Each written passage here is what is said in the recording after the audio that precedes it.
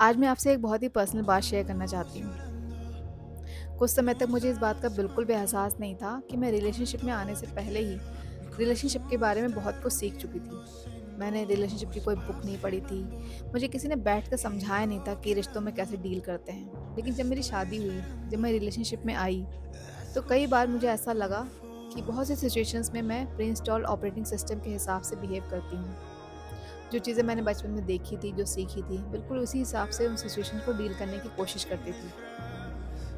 बचपन में मैंने अपने घर में देखा था, जब भी कोई डिसएग्रीमेंट होता था, कोई कॉन्फ्लिक्ट होता था, तो लोग जो है चुप हो जाते थे। कोई ना उस बारे में बात ही नहीं करता था। कई बारी ऐसा होता था कि कुछ दिनों तक उस बारे में कोई बात नहीं करता था। कई बार ऐसा भी होता था कि कुछ समय के लिए जो है थोड़ा-सा साइलेंट हो जाते थे। और मैं ये सारी चीज़ें देख रही थी, सीख रही थी। मेरे लिए ये बिहेवियर बिल्कुल ही नॉर्मल था।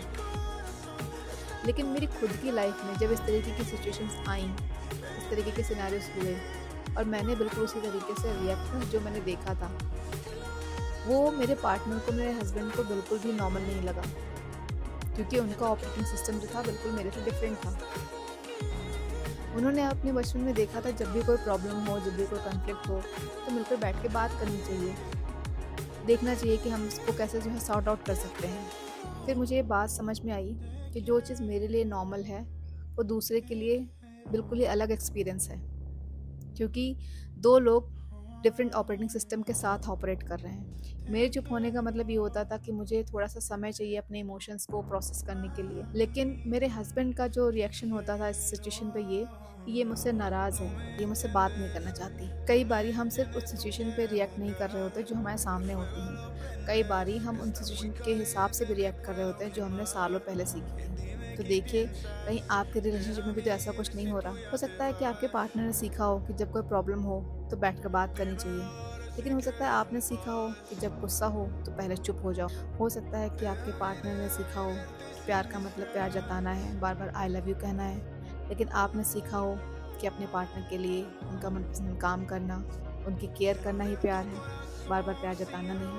हो सकता है कि आपके पार्टनर ने सीखा हो कि प्रॉब्लम को ओपनली डिस्कस करना चाहिए और आपने सीखा हो कि नहीं, चुप हो जाओ, एडजस्ट हो जाओ, घर में शांति बनाए रखो। इसलिए कोशिश करिए और अपने रिश्ते को एक नए तरीके से देखने की कोशिश करिए।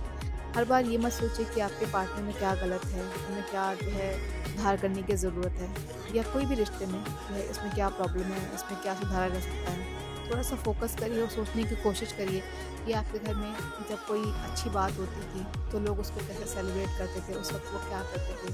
जब गुस्सा होते थे तो कैसे रिएक्ट करते थे, जब कोई दुखी होता था तब जो है उस वक़्त कैसे रिएक्ट करते थे, जब कोई प्रॉब्लम होती थी तो उसको कैसे सॉल्व करते थे और उसको किस तरीके से रिएक्ट करते थे। सिमिलर चीज़ें आपके पार्टनर पे भी अप्लाई होती हैं।